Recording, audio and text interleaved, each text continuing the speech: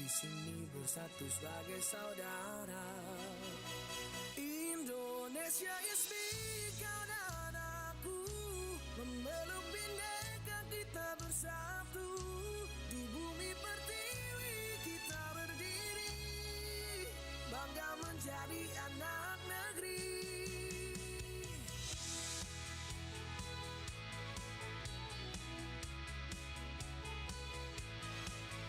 Tak ada yang mampu memecah kita, karena cinta kita yang kuasa. Bersatu padu di setiap langkah, menjaga negeri dengan jiwa yang megah. Indonesia is me, kau dan aku, memeluk bhinneka kita bersatu. Di bumi pertiwi kita berdiri, bangga menjadi anak negeri. Menggapai langit dengan tangan terentang, kita adalah satu di tengah bintang. Melangkah maju bersama impian, Indonesia kuat bersatu kita menangkan.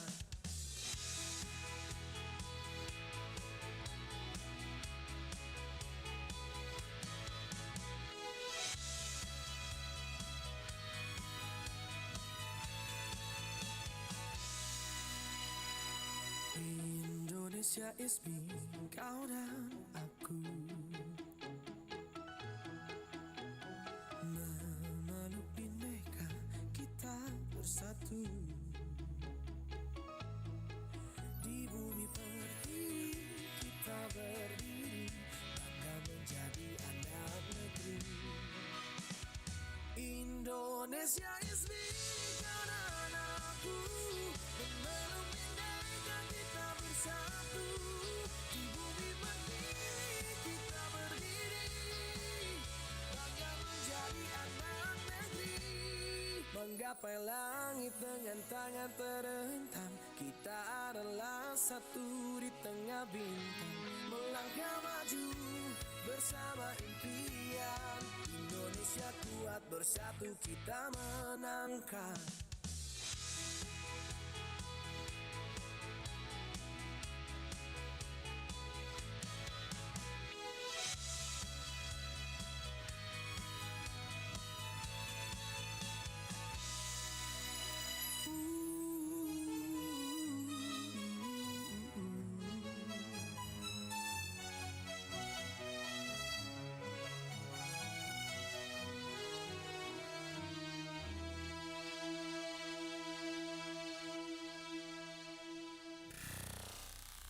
Pro 4 92,5 FM.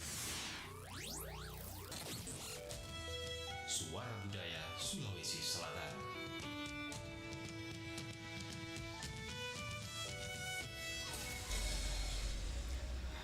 Assalamualaikum warahmatullahi wabarakatuh dan selamat malam sahabat budaya di mana saja berada. Kita berjumpa di malam hari ini seperti biasa di Apresiasi Budaya, dan alhamdulillah malam hari ini sahabat budaya kita sudah bersama narasumber yang hadir bersama kami, dan tentunya juga melalui Zoom. Untuk sahabat budaya yang mau menonton kami malam hari ini bisa di YouTube kami atau di Facebook kami Pro 4 RRI Makassar. Dan hari ini sahabat budaya kita akan berbincang bersama narasumber kami yang sudah hadir di Zoom, Bapak Dr. Haji Ayub Subandi LC MAG, dengan topik kita di Apresiasi Budaya Lokal adalah perspektif agama terhadap judi online. Dan kali ini sahabat budaya narasumber kami berasal dari Ikatan Dai Muda Indonesia. Kita menyapa beliau. Assalamualaikum Pak Dokter. Waalaikumsalam warahmatullahi wabarakatuh. Apa kabar Pak Dokter? Alhamdulillah sehat. Alhamdulillah sehat. Pak Dokter, malam hari ini kita bicara tentang perspektif agama terhadap judi online. Nah, Pak Dokter, kalau bicara tentang hakikat keberkahan, nah dalam agama Islam sendiri nih Pak Dokter, kita mengenal konsep harta yang berkah begitu. Nah, bagaimana judi online itu yang berbasis pada kekalahan orang lain dianggap memutus rantai keberkahan tersebut dalam kehidupan keluarga? Apakah seperti itu Pak Dokter? Mungkin silakan Pak Dokter. Ya, Bismillah, Alhamdulillah, wassalatu wassalamu ala Rasulillah. Eh, Pendengar sekalian yang sangat dimuliakan oleh Allah. Jadi memang dalam Islam konsep keberkahan itu bukan sekedar banyaknya harta ya, tetapi kebaikan yang menetap, ya, yang berkembang, yang membawa ketenangan. Makanya para ulama menjelaskan bahwa al-barakah tubutul khairil ilahi fi syai'. Ya, keberkahan itu adalah tetapnya kebaikan ilahi dalam sesuatu. Jadi harta yang diberkahi itu adalah pertama halal cara mendapatkannya, kemudian yang kedua adalah baik dampaknya, dan yang ketiga adalah menenangkan jiwa pemiliknya. Nah, kenapa sampai judi online itu dianggap memutus keberkahan? Ya, pertama karena dibangun di atas kerugian orang lain. Ya, judi itu bukan transaksi yang produktif ya, tapi bagaimana saya untung karena orang lain rugi. Nah, Mhm. ini bertentangan dengan prinsip syariat. Ya. Ya, dalam syariat kan namanya muamalah itu harus saling menguntungkan, ada Mhm. ta'awun, Ya. ya, bukan saling menjatuhkan. Mhm. Makanya dalam Al-Qur'an kan disebutkan wala ta'kulu amwalakum bainakum bil batil, jangan kalian memakan harta di Ya. antara kalian dengan cara yang batil. Mhm. Ya. eh ya, Pak Ustaz, suaranya hilang Pak. Tapi ya. Boleh saya lanjut? iya, silakan Pak Ustaz. Ya. Ya, jadi dari awal ya akadnya sudah rusak ya. Mhm. Makanya hasilnya bagaimana kita katakan bisa bisa berkah. Ya. Kemudian apa namanya, di dalam judi online ya Mhm. ada yang kalah, dan justru ini yang sering kecanduan ya. Ya. Dan ada yang kehilangan harta, Mhm. tapi tidak ada imbalannya. Nah, maka Mhm. secara hakikat ya Ya. inilah memakan harta orang lain tanpa dengan cara yang batil, tanpa Mhm. adanya keridhaan yang sah ya. Ya. Dan harta yang diambil secara zalim ya itu tidak akan membawa ketenangan. Justru Mhm. sebaliknya itu akan menjadi sebab kehancuran. Mhm. Kemudian orang yang berjudi juga ya itu bergantung pada keberuntungan ya, bukan Mhm. bukan bergantung kepada Allah Subhanahu wa taala, dan ini adalah bentuk tauhid yang cacat ya dalam aspek apa namanya tawakal ya. Mhm. Padahal keberkahan itu turun ya hubungan kita, hati kita dengan Allah Subhanahu wa taala, bukan bukan apa namanya dari spekulasi angka-angka ya. Mhm. Mhm. Mhm. Jadi seperti itu. Ya. Oke. Apalagi efeknya itu ya Mhm. bisa berimbas kepada yang lainnya, merusak Iya. keluarga dan seterusnya. Iya. Begitu Pak Ustaz ya. Baik, Iya. Pak Ustaz, kembali lagi nih kalau bicara lagi tentang judi. Ini judi kan adalah salah Iya. satu juga ya, apa ya namanya, banyaklah pelaku judi online itu yang merasa sedang berikhtiar.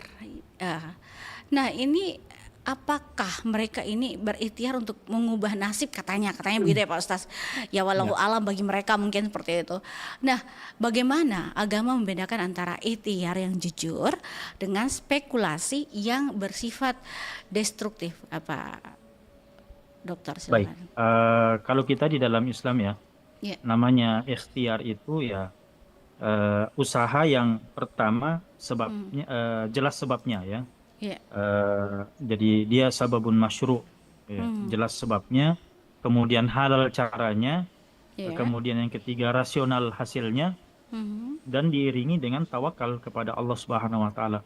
Artinya seorang muslim itu harus berusaha melalui jalan yang dibenarkan oleh syariat. Hmm. Hmm. Hmm. Iya. Jadi apa perbedaan mendasar antara ikhtiar dan judi? Kalau ikhtiar ya jelaskan ini adalah sebuah kejujuran, ada usaha yang nyata. Kita kerja, kita berbisnis, kita belajar. Ya. Kemudian ada nilai manfaatnya yang jelas. Kemudian hasilnya ya sesuai sebab. Ya. Ya, contohnya kalau kita berdagang, Ya. kan jelas untung karena jual beli. Kita Hmm. bekerja, ya kita mendapatkan gaji karena hasil usaha kita kan gitu.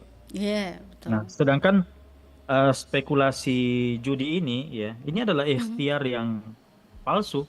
Hmm. Ya, kenapa? Karena tidak ada usaha produktif di situ. ya. Iya. Dia bergantung pada peluang untung-untungan, Iya. apalagi mengambil hasil dari kerugian orang lain. Nah, ini jelas bukan ikhtiar, tapi dia Mhm. bagaimana dibungkus seolah-olah usaha, ya. Padahal itu cuma ilusi saja. Nah, Mhm. kenapa sampai judi judi disebut sebagai apa namanya manipulasi harapan?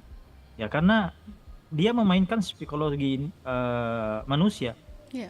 Dia memberi harapan palsu untuk cepat kaya misalnya, kemudian membuat orang merasa apa namanya hampir menang, Mhm. ya. Padahal sistemnya kan itu memang didesain supaya kebanyakan kalah sebetulnya. Oh Ya. iya Pak Ustaz. Jadi Tapi kan kalau jadi dapat, mohon maaf jadi Pak Ustaz, ah, dia kalau dapat kan ya, langsung banyak begitu ya Pak Ustaz. iya. Makanya di situ dia apa namanya terus menggantungkan dirinya pada hal tersebut dan Hmm. sebetulnya dia didesain supaya nantinya akan kalah. Jadi Hmm. para pelaku itu merasa bahwa ya saya sedang berusaha, Iya. padahal hakikatnya ya dia sedang ditipu oleh apa namanya harapan yang dia ciptakan sendiri. Makanya Hmm. apa namanya Islam melarang mencari harta dengan cara yang tidak jelas ya, yang gharar, Hmm. kemudian Hmm. apa namanya spekulasi ya. Hmm. Kayak Nabi Shallallahu Alaihi Wasallam sendiri bersabda, naha an bai'il gharar. Ya, Nabi Hmm. Shallallahu Alaihi Wasallam melarang transaksi yang mengandung gharar, ketidakpastian, bisa dapat Iya. bisa tidak. Iya. Nah, dan judi itu lebih daripada gharar. Judi itu Hmm. lebih daripada apa namanya ketidakpastian. Judi itu Hmm. ketidakpastian yang paling tinggi lah. Iya. Hmm. Ya. Iya. Jadi Oke. saya kembali bahwa ya yang Hmm. namanya ikhtiar itu adalah mendekatkan kita kepada hasil. Tapi sebaliknya Hmm. judi itu justru mendekatkan kita kepada harapan palsu. Makanya kalau Hmm. semua orang bisa kaya dari judi, ya tidak ada orang yang miskin. Ya, tapi Hmm. kenyataannya bagaimana? Justru yang kaya siapa? Yang bandar kan, yang Iya, iya, iya, bukan iya, iya. pemainnya. Iya, Eh, iya, baik. Pak Ustaz, kembali lagi. Kalau iya, bicara lagi tentang dosa yang berantai. Nah kan kalau judi online itu kan jarang berdiri sendiri ya. Tadi Pak Ustaz sempat bilang begitu. iya. Terus dia sering memicu pinjaman online ilegal. Kebohongan biasa terjadi juga hingga pencurian begitu. Nah, Betul, betul. bagaimana pandangan Pak Ustaz tentang atau pandangan lah agama mengenai dosa turunan yang diakibatkan oleh satu klik di aplikasi judi. Silakan Pak Iya. Ustaz. Ya. Baik, iya. Jadi memang kadang dosa itu tidak tidak selamanya berdiri sendiri ya. Ada ad-dunub al-mutawallidah ya istilahnya. Dosa ya, dosa turun temurun ya atau dosa turunan. Eh, yaitu dosa yang menjadi sebab lahirnya dosa-dosa yang lain. Hmm. Nah, memang kalau judi online ya, satu Ya. kali klik di sebuah aplikasi Hmm. nampaknya mungkin kecil, tapi pada Ya. hakikatnya ini membuka rantai yang panjang, ya. Hmm. Awalnya mungkin coba-coba, ya, kemudian kalah, kemudian ingin balas dendam, kemudian kehabisan uang, akhirnya apa? Pinjam lagi, ya. Hmm. Eh, kemudian terdesak, kemudian mulai berbohong, Hmm. kemudian terjerat utang, Hmm. ya akhirnya apa sampai mencuri sampai menipu jadi dari satu dosa ya menjadi banyak dosa. Hmm. Nah, kalau kita apa namanya lihat prinsip syariat ya, Ya. eh, dalam kaidah syariat kan ada namanya al-wasail laha ahkamul maqasid. Hmm. Sarana itu mengambil hukum dari tujuannya. Ya. Artinya jika sesuatu menjadi jalan menuju keharaman, maka ya dia juga dihukumi menjadi haram. Ya. Hmm. Jadi apa yang menjembatani di sini ya tergantung hukum tujuannya. Kalau tujuannya haram ya jembatannya juga adalah haram. Makanya Hmm. dalam Al-Qur'an kan sangat jelas Allah Subhanahu wa taala berfirman, "Wala ta'awanu 'alal itsmi wal udwan." Jangan kalian saling tolong-menolong dalam Hmm. dosa, dalam permusuhan, Hmm. ya. Kalau dalam sabdanya Nabi Shallallahu Alaihi Wasallam juga bersabda, "Man sanna fil Islami sunnatan sayyi'ah fa alaihi wizruha wa wizru man amila biha." Barang siapa yang memulai keburukan, ya maka dia akan menanggung dosa dan dosa orang yang mengikutinya. Nah, Mhm. di sini ini menunjukkan bahwa ya dosa itu bisa bisa berlapis-lapis, bisa berlipat-lipat ya. Ya. Kenapa? Karena efeknya. Ya bahkan bisa Mhm. menjalar ke orang lain, bisa ke keluarga, ke korban dan Mhm. seterusnya. Iya. Makanya dampaknya itu lebih dalam ya. Mhm. Dosanya itu ke jiwa Mhm. ya. Yang lebih berbahaya itu adalah apa namanya? Hati itu menjadi terbiasa dengan dosa itu. Jadi Mhm. dosa kecil terasa apa? Terasa ringan. Mhm. Dosa besar itu sudah jadi biasa. Iya. Ya. Mhm. Makanya apa namanya? Ya, namanya setan ya. Setan itu tidak langsung menjatuhkan kita, tapi apa? Sedikit demi sedikit. Ya, Iya, sampai iya. akhirnya kita jatuh jatuh total. Iya, iya, iya, iya. Jadi judi itu bukan sekedar satu dosa ya, tapi dia bisa apa namanya? Membuka dosa-dosa yang lainnya. Ya, membuka Mhm. pintu ya dosa yang lain Iya. dan akan masuk ya banyak Mhm. dosa yang lain. Oke, baik Pak Ustaz. Baik, Pak Ustaz, kembali lagi kalau bicara tentang lagi kerusakan fondasi rumah tangga. Ini kan ya Ya, janganlah jauh-jauh, beberapa waktu lalu kita sudah tahu lah Pak Ustaz bahwa ada kejadian yang menimpa ya orang-orang atau masyarakat di sekitar kita yang rumah tangganya juga hancur gara-gara judi online. Seringkali itu ya, biasanya contoh istri itu atau anak itu menjadi korban pertama dari kecanduan judi kepala ya, keluarga. betul. Nah, bagaimana nih Pak Ustaz agama mengatur hak-hak keluarga yang terabaikan akibat harta yang habis di meja judi digital? Silakan Pak Ustaz. Baik. Jadi eh keluarga ini kan amanah ya, amanah Mhm. yang sangat besar. Jadi Iya. seorang suami, seorang ayah itu memikul tanggung jawab yang jelas. Nabi Mhm. Shallallahu Alaihi Wasallam bersabda, "Kullukum ra'in wa kullukum mas'ulun an ra'iyati." Setiap kalian adalah pemimpin dan setiap kalian akan dimintai pertanggungjawaban atas apa yang dipimpinnya. Nah, Iya. eh, jadi ada hak-hak keluarga yang wajib harus kita penuhi ya. Mhm. Jadi syariat ini menetapkan hak dasar bagi keluarga dan diantaranya pertama adalah nafkah. Mhm. Ya, nafkah berupa makanan, pakaian, tempat tinggal, dan ini dari harta yang halal ya, harta yang layak ya. Mhm. Eh, Makanya dalam Al-Quran dalam surah Al-Baqarah Allah Subhanahu Wa Taala berfirman, wa 'alal mauludi lahu rizquhun wa Mhm. kiswatuhunna bil ma'ruf. Iya. Ya, wajib bagi ayah memberi rezeki dan pakaian dengan cara yang baik. Nah, Mhm. kalau harta dihabiskan untuk judi, jelas ini nafkahnya gimana? Nafkahnya Mhm. terabaikan kan? Iya. Iya. Dan kalau nafkah terabaikan, ya itu adalah salah satu dosa besar. Itu yang pertama, nafkah. Mhm. Kemudian yang kedua adalah bagaimana perlindungan dan keamanan. Ya, ini Iya. juga adalah hak keluarga. Eh, jadi termasuk menjaga keluarga dari apa? Dari kemiskinan, dari tekanan Mhm. hutang, Iya. dari kehinaan sosial ya. Mhm. Dan Allah Subhanahu wa taala sudah berfirman ya, "Qu anfusakum wa ahlikum nara." Jagalah dirimu dan keluargamu dari api neraka. Nah, Mhm. gimana dengan judi? Judi ya justru menyeret keluarga ya ke arah kehancuran. Iya. Nah, itu sangat bertentangan. Yang kedua, yang ketiga, eh, hak keluarga juga adalah hak psikologis dan kehormatan mereka. Mhm. Ya, jadi istri itu berhak eh, atas apa namanya sakinah ya, Iya. ketenangan. Begitu juga dengan anak-anak. Anak-anak itu berhak Mhm. dengan rasa aman. Iya. Tapi kalau kecanduan judi, ayahnya gimana? Ya justru menghadirkan ya kebohongan-kebohongan, terjadinya Mhm. pertengkaran dalam rumah tangga, Iya. ya bahkan lebih daripada itu kekerasan ya, sampai Mhm. mungkin perceraian dan seterusnya. Tuh. Jadi ketika hak-hak ini dilanggar, ya misalnya tadi mengabaikan nafkah, ya itu adalah sebuah kezaliman. Mhm. Belum lagi menghambur-hamburkan harta, ya ini adalah israf, tabdzir, ya, Mhm.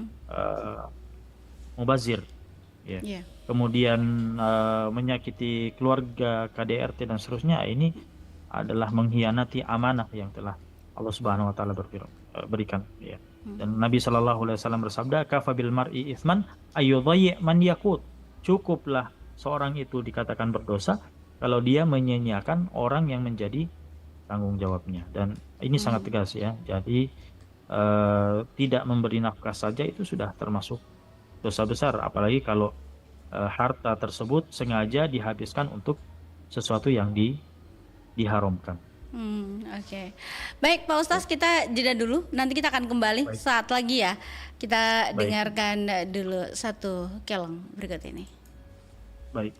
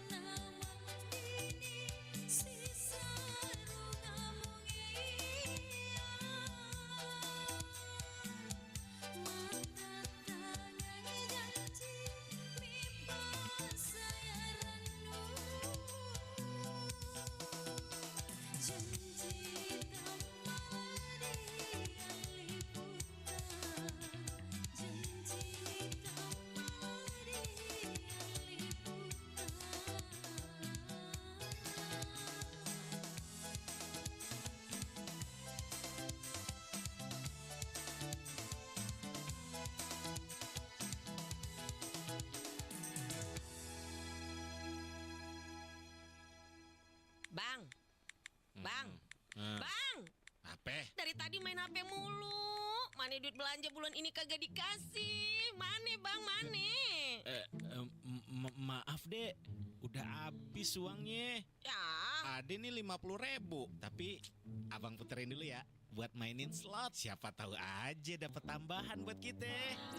astagfirullah bang. Sadar nape bang, sadar. Kagak ada tuh bang judi online yang bikin kita kaya. Yang ada malah bikin kita sengsara. Ih, kalau abang begini terus main judi online mulu.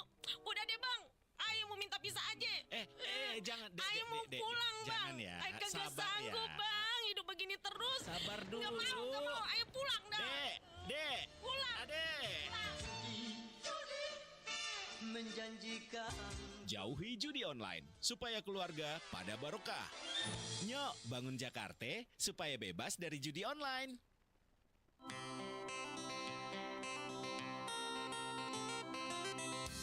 Nusantara Malam, Pro 4, RRI Makassar.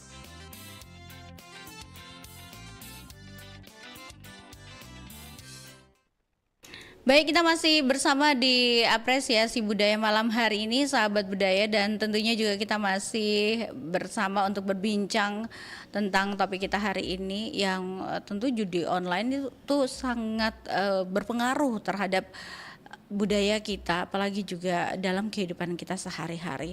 Nah, Pak Ustaz, kembali lagi kita bersama bicara tentang fondasi rumah tangga. Tadi kita sudah bicarakan bahwa ini adalah salah satu juga mengganggu rumah tangga begitu kalau judi online. Nah, kalau bicara mengenai normalisasi maksud saya, normalisasi di media sosial. Kita tahu lah Pak Ustaz, sekarang kan judi online ya tidak bisa dipungkiri ya.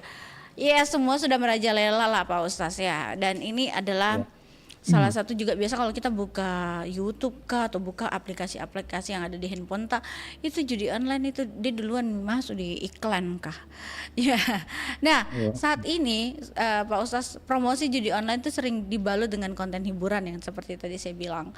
Dia di line YouTube kalau putar lagu ada biasa itu muncul iklannya. Nah, bagaimana tokoh agama atau kita melihatlah sekarang itu Pak Ustaz, fenomena normalisasi maksiat ini di mata generasi muda. Ini kan salah satu juga Pak Ustaz mengajak bilang, ayo main judi. Oke, silakan Pak Ustaz. Ya, baik. Jadi fenomena memang yang kita lihat hari ini ya, bukan lagi sekedar penyebaran maksiat ya, tapi lebih berbahaya lagi, yaitu maksiat itu sudah dinormalisasi. Jadi maksiat itu seakan-akan tidak lagi dianggap salah. Ya, sekarang maksiat itu dibuat lucu, kemudian dikemas, ya seakan-akan sebuah kreativitas, kemudian dijadikan hiburan. Nah, ini adalah perubahan besar ya dalam bagaimana cara orang-orang memandang sebuah dosa. Nah, bagaimana kemudian agama memandangnya? Ya, kalau di dalam Islam ya dosa itu bukan hanya pada perbuatannya saja, tapi termasuk yang menyebarkan, yang mempromosikan, kemudian yang membuat orang lain itu menganggap biasa. Ya, makanya kalau dalam Al-Quran kan Allah Subhanahu Wa Taala berfirman, Innalladzina yuhibbuna an tasyi'al fahisatu fil ladzina amanu.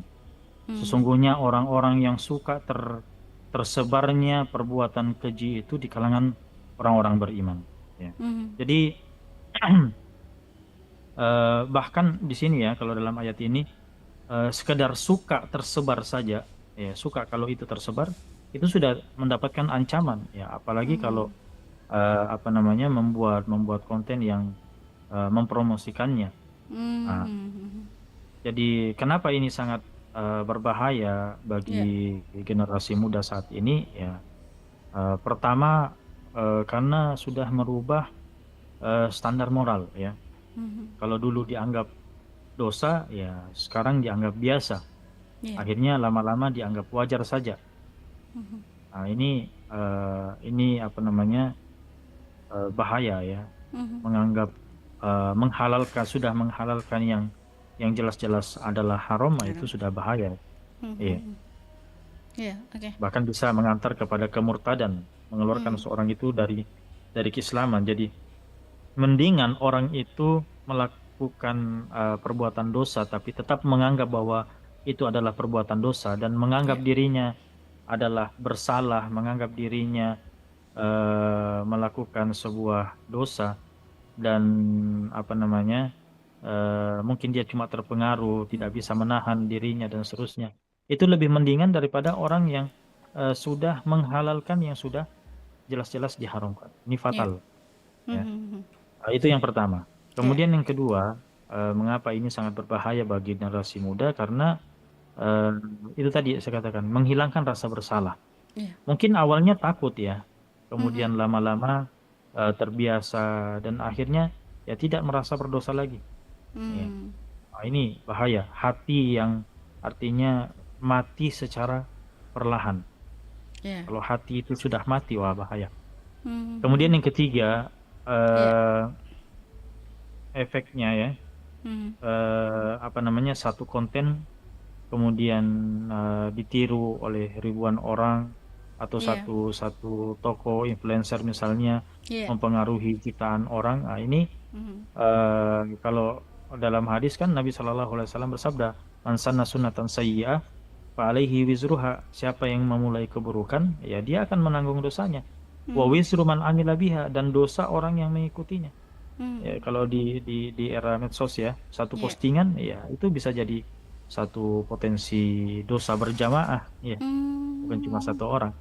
Ya Nah, juga. kita kembali kalau kasus judi online ini, ya judi Ya. hari ini itu tidak tampil sebagai maksiat lagi, tidak tampil sebagai dosa terang-terangan, tapi apa? Sebagai game, sebagai Mhm. hiburan, ya, Ya. atau mungkin cara untuk cepat kaya. Nah, ini Mhm. berbahaya. Jadi ibaratnya racun ya, dikemas, diberikan rasa yang manis ya, sehingga Mhm. orang yang meneguknya itu tidak sadar lagi. Ya, Mhm. jadi kalau maksiat itu sudah biasa, itu bahaya. Artinya Mhm. bukan karena dosanya yang hilang ya, Ya. tapi karena hati kita ini mulai kebal ya. Kalau Mhm. dulu orang itu bermaksiat masih sembunyi-sembunyi, ya kalau sekarang justru dipamerkan, ya. Bahkan mungkin Mhm. di share, diberi like dan seterusnya. Nah, maka Mhm. sebagai tokoh agama, sebagai Ya. masyarakat, ya kita mengingatkanlah ya Mhm. dengan kemampuan kita, dengan cara yang hikmah. Mhm. Begitu juga dengan hiburan-hiburan palsu tersebut, kita bongkar bagaimana hakikat sebetulnya. Dan Mhm. kita tanamkan kembali rasa malu itu kepada generasi muda saat ini. Karena Ya. pentingnya rasa malu ini kata Nabi Shallallahu Alaihi Wasallam, ya al-haya'u syu'batun minal iman. Mhm. Rasa malu itu adalah bagian daripada keimanan. Ya. Ya. Jadi tidak semuanya yang viral itu benar, Iya, ya. betul. Dan tidak semua yang menghibur itu halal. Mhm. Mhm. Ya, Jadi ya. kalau orang yang beriman itu ya eh, dia tidak tertarik ini seru atau tidak, ya. Mhm. Tapi yang membuat dia tertarik adalah apakah ini diridhoi oleh Allah atau tidak. Iya. Seperti Kalau itu. bicara tadi tentang kesehatan mental, Pak Ustaz. Ya, Kesehatan mental dan juga iman. Nah, kalau kecanduan judi itu kan sering juga membuat orang depresi, bahkan ya, keputusasaan itu timbul. Nah, bagaimana agama berperan sebagai obat sekaligus benteng mental bagi mereka yang sedang terpuruk? Apalagi kalau itu tadi Pak Ustaz, dia benangnya banyak, terus dia main terus kalah habis hartanya. ya, Oke. Baik, ya, silakan betul. Pak Ustaz. Ya. Ya, jadi memang kecanduan judi ini Ya. dia tidak hanya merusak harta ya, Mhm. tapi juga menghancurkan jiwa pelakunya. Ya. Sudah kalah berulang kali, sudah terlilit utang, Mhm. ya, frustasi, merasa gagal, merasa putus asa, ya bahkan tidak sedikit ada yang menginginkan mengakhiri hidupnya ya. Maka Ya. dalam kondisi seperti ini ya agama sangat apa namanya berperan besar. Mhm. Ya. Agama itu sebagai ilaj, sebagai obat, Ya. dan yang kedua sebagai wiqayah, sebagai benteng. Mhm. Nah, apa maksudnya agama itu sebagai obat? Ya. Pertama, agama itu menanamkan semacam harapan ya, roja. Makanya Islam itu tidak pernah menutup pintu kembali. Ya. Kalau dalam Al-Qur'an Allah Subhanahu wa taala berfirman, "Qul ya ibadiyalladzina asrafu ala anfusihim." Wahai hamba-hambaku yang melampaui batas. Ya. Jadi bagaimanapun dosanya orang, bagaimanapun bejatnya, bagaimanapun jahatnya, Allah Subhanahu wa taala tetap memanggil, "Wahai ya ibadi, wahai hambaku." Ya, tidak memanggil wahai orang jahat, wahai orang ya berdosa dan sebagainya. Tidak, tetap dianggap sebagai hambaku, wahai hambaku. Alladzina asrafu ala anfusihim, yang melampaui batas ya atas diri mereka. La taqnatu mir rahmatillah. Jangan berputus asa dari rahmat Allah. Jadi dalam ayat ini ada pesan yang sangat kuat ya, bahwa seberat apapun dosa ya, jalan kita kembali, jalan kita pulang itu selalu ada. Itu pertama. Jadi agama sebagai obat ya, menyembuhkan atau menanamkan harapan ya. Kemudian agama juga memberikan makna pada sebuah ujian. Jadi agama kita ini mengubah cara pandang ya. Ya. Bukan hidup kita yang hancur, tapi kita harus pahami bahwa ini adalah ujian ya, yang bisa mengangkat derajat kita. Mungkin ini adalah cara Allah ya memanggil kita untuk kembali. Ada orang yang mungkin diuji dengan kemenangan-kemenangan beberapa kali, ya, akhirnya dia lupa. Tapi ketika dia kalah, ketika dia habis hartanya, bangkrut dan seterusnya, mungkin itulah cara Allah memanggil dia untuk kembali. Ya, makanya semua urusan orang mukmin itu ya baik sebetulnya. Ajaban li amril mu'min, kata Nabi SAW. Menakjubkan urusan orang beriman itu. Iya. Kalau kalau dia diberikan kebahagiaan, dia bersyukur. Tapi kalau in asobat mudarra, kalau ditimpa kesulitan ya, sabara, dia bersabar, maka itu lebih baik bagi. Jadi dari putus asa berubah menjadi apa? Sebuah harapan. Kemudian agama juga sebagai tadi kita katakan sebagai benteng ya. Iya, Pak Ustaz. Iya. Jadi, benteng mental lah bagi mereka yang terpuruk gitu. Iya. Nah, putus asa di dalam Islam itu sebetulnya bukan solusi ya, tapi bagian daripada bahaya. Makanya bunuh diri itu adalah sebuah dosa besar, karena ya namanya hidup kita ini adalah amanah, dan hidup kita ini bukan milik kita sepenuhnya. Ya. Jadi apapun yang kita hadapi ya apapun yang terjadi ya kita harus berani untuk menghadapinya. Ya, dan mencari solusi daripada masalah kita tersebut. Bukan justru lari ya dari masalah. Apalagi sampai bunuh diri. Kemudian agama kita ini sebagai benteng juga adalah maksudnya membangun mental kita. Ya. Jadi kita tetap bersabar, kita menahan diri dari keputusasaan itu. Kemudian yang kedua, kita tawakal, kita percaya bahwa ya Allah Subhanahu wa taala pasti punya jalan keluar. Ya. Nah, kemudian yang ketiga ya, Islam ini kan berjamaah. Islam ini ada sebuah komunitas yang besar, ukhuwah, ada persaudaraan di dalamnya. Makanya Islam itu tidak membiarkan seorang itu sendiri.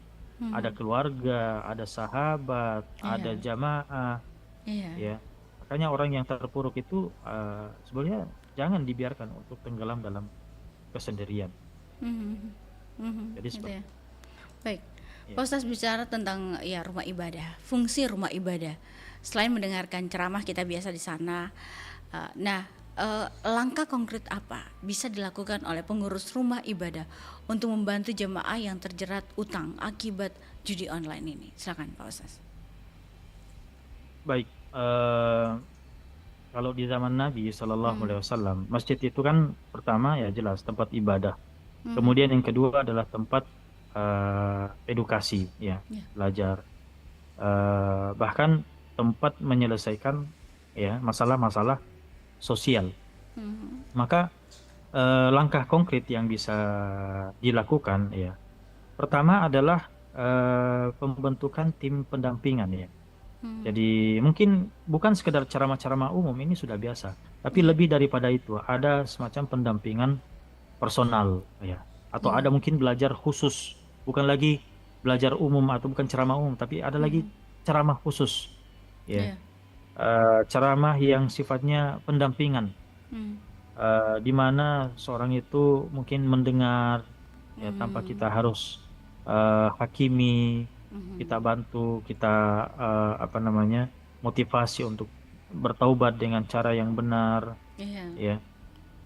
Kemudian apa namanya, membimbing dia keluar dari kecanduannya, Mhm. karena kadang orang itu sebenarnya tidak butuh, kadang tidak Iya. butuh terhadap ceramah yang panjang-panjang ya, Mhm. tapi Iya, iya. kadang orang itu justru mau didengar ya, Iya. kemana dia apa namanya, menyampaikan isi hatinya, Mhm. keluh kesahnya, masalah Iya. dunianya dan seterusnya. Mhm. Baik, itu yang pertama. Jadi pembentukan semacam konseling syariah ya. Iya. Kemudian yang kedua mungkin adalah program bantuan Mhm. ya. Iya. Jadi bisa saja kalau misalnya dia sudah benar-benar bertaubat dari perbuatan dosanya ya, Mhm. maka di antara peruntukan dana zakat itu adalah membantu yang terlilit hutang, Oh, al-gharimin ya. itu. Kecuali kalau Iya, dia iya. belum taubat ya, itu tidak dibantu jelas kalau dia tetap Mhm. mau melanjutkan. Tapi kalau dia benar-benar sudah bertobat, mau berubah, maka bisa. Iya. Dia terlilit utang itu dibantu dengan dana dana zakat. Ya, dengan syarat Mhm. itu tadi ada Iya. komitmen untuk bertobat. Dan ini sangat penting ya. Mhm. Eh, ini bukan bukan sekedar kita apa namanya, melunasi utang daripada orang yang korban daripada judi online ya, tapi Iya. bagaimana menyelamatkan masa depannya. Iya. Itu yang kedua. Mhm. Kemudian perlu juga ada semacam edukasi Iya. eh, pengelolaan keuangan, ya. Iya. Dan juga termasuk bahaya judi itu.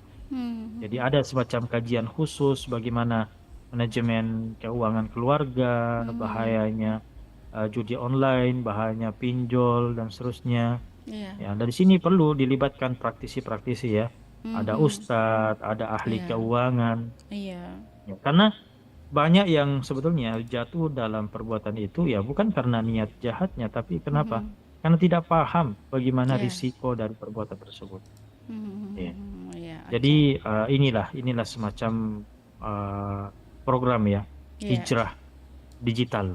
Ya, Oke, baik, ya. Pak Ustaz, kembali lagi, tadi kita menyambung lagi ini perkataan bahwa edukasi literasi keuangan berbasis agama. Apakah sudah saatnya tokoh agama juga masuk ke ranah edukasi literasi keuangan agar masyarakat tuh paham bahwa menang judi itu adalah kemustahilan matematis sekaligus larangan agama. Dan yang berikutnya Pak Ustaz, sikap terhadap pelaku. Nah, bagaimana seharusnya lingkungan sosial, agama bersikap antara merangkul dan tentunya ini untuk mereka bertobat lah begitu ya, atau memberikan sanksi sosial agar ada efek jerah begitu. Silakan Pak Ustaz. Iya, tadi tentang urgensi apa namanya, literasi ya, Literasi keuangan keuangan berbasis agama. yang berbasis agama ya. Iya, iya. Ya bukan bukan hanya sudah saatnya ya, tapi memang sudah terlambat kalau tidak dilakukan ya, karena hari ini banyak orang yang apa namanya jatuh ke judi itu karena tidak tahu hukumnya. Apa namanya, karena apa namanya, tidak memahami realitasnya. Makanya Islam ini ya agama yang dibangun di atas wahyu dan akal. Dalam Islam, wahyu itu membimbing, kemudian akal itu menguatkan. Ya, makanya menjelaskan haramnya judi itu ya itu tidak tidak cukup dengan dalil-dalil saja, tapi perlu juga dijelaskan bagaimana apa namanya, kerusakan logika di balik daripada perbuatan judi itu. Ya, fakta Sikap kita. rasionalnya itu Iya. Biasa kan Eh, ada sikap terhadap perilaku itu pelaku, biasa kita kan kadang-kadang cuek juga di proses, ah pelaku judi online, ah jangan mi deh, harus dijauhi. ya, Nah bagaimana kita sebenarnya, haruskah antara merangkul mereka untuk bertobat atau memberikan sanksi sosial agar ada efek jerah begitu Pak Ustaz? ya memang penting bahwa namanya pendekatan ya terhadap Ya, pelaku maksiat secara umum itu dibangun di atas dua pilar. Yang pertama adalah adanya ketegasan, ya. Kemudian yang kedua kasih sayang, ya. Tapi kita kita harus menempatkan kedua ini secara tetap, secara tepat, ya. Eh, Perlu kita pahami bahwa prinsip dasarnya kita harus bedakan antara pelak kelakuannya, perbuatan dosanya, dan pelakunya. Ya.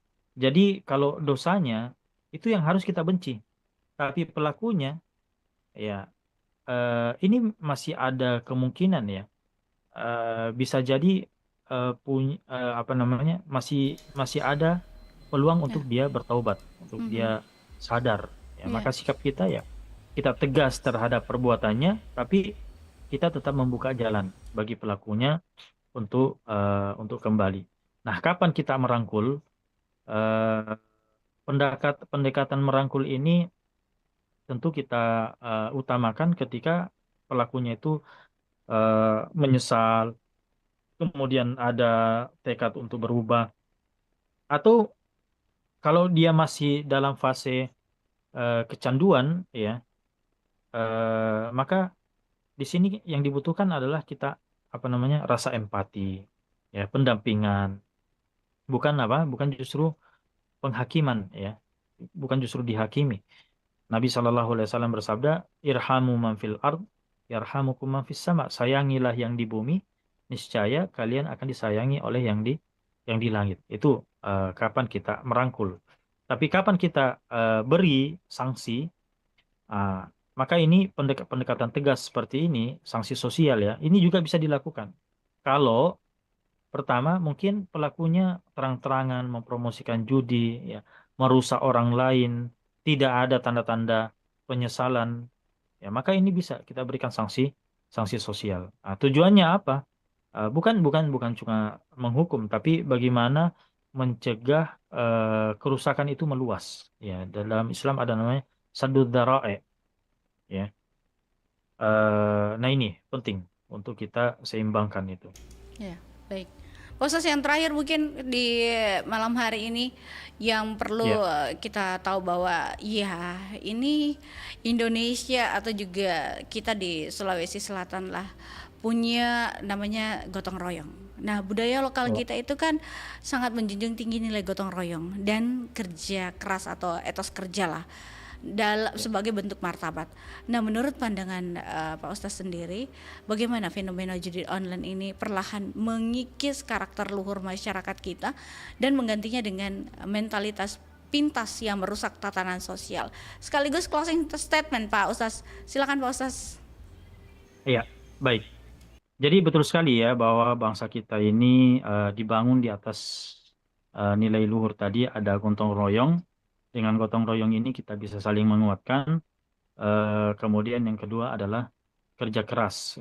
Dengan kerja keras ini bisa menjaga martabat diri seseorang. Sebetulnya ini bukan bukan sekedar budaya ya, tapi juga sejalan dengan ajaran Islam. Ya, gotong royong itu kan bisa kita pahami sebagai tolong menolong dalam kebaikan. Kemudian tadi kerja keras, ya. Ini adalah mencari rezeki dengan usaha yang halal. Nah, bagaimana judi online kemudian mengikis nilai-nilai ini, ya, dari kerja keras kemudian menjadi mentalitas yang lemah, Ya. karena memang judi menanamkan pola pikir ya bahwa tidak perlu berusaha, cukup apa, untung-untungan. Nah, ini Ya. bertentangan karena Islam itu mengajarkan bahwa hasil itu datang dari sebuah proses. Rezeki Betul. itu datang dari usaha, Betul. ya. Akhirnya ya orang kalau apa namanya judi online ya akhirnya malas berusaha, mau yang Ya, instan-instan saja, betul. ya. Jiwa juangnya itu hilang. Ya. Nah itu Menyendiri dari begitu ya kerja Pak keras Ustaz ya. ya. Mm-mm. Betul, iya. Mm. Kemudian dari gotong royong juga, Iya. ya akhirnya berubah menjadi apa namanya, individualisme yang eksploitatif. Ya. Mm. Mm. Kalau dalam gotong royong kan semua itu saling menguntungkan, tapi kalau dalam judi gimana? Ya seorang itu bisa untung karena merugikan orang lain. Iya, betul. Iya.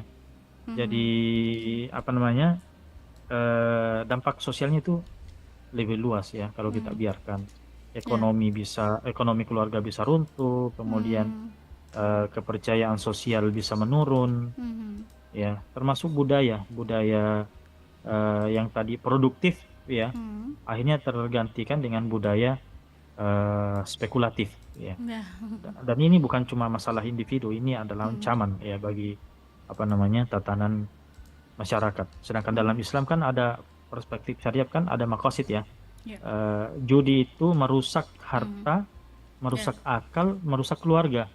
Ya, dalam Islam kan ada hifdzul mal ya, menjaga harta, ada hifdzul akal, menjaga akal, ya, tidak kecanduan judi online dan seterusnya. Dan ada hifdzul nasl, menjaga keluarga. Ya. Dan terbukti banyak judi online yang justru membubarkan hubungan keluarga. Ya. Ya, oke. Baik, jadi apa namanya? Closing statement Pak Ustaz untuk topik kita. Ya, jadi kalau kita ingin menjadi atau menjaga martabat masyarakat kita ya, maka kita harus menjaga cara kita mencari rezeki. Ya, kenapa? Karena dari cara mencari rezeki itulah kemudian terbentuk karakter. Ya, apakah kita menjadi bangsa yang kuat ataukah bangsa yang rapuh ya, yang cuma mengandalkan ilusi-ilusi saja.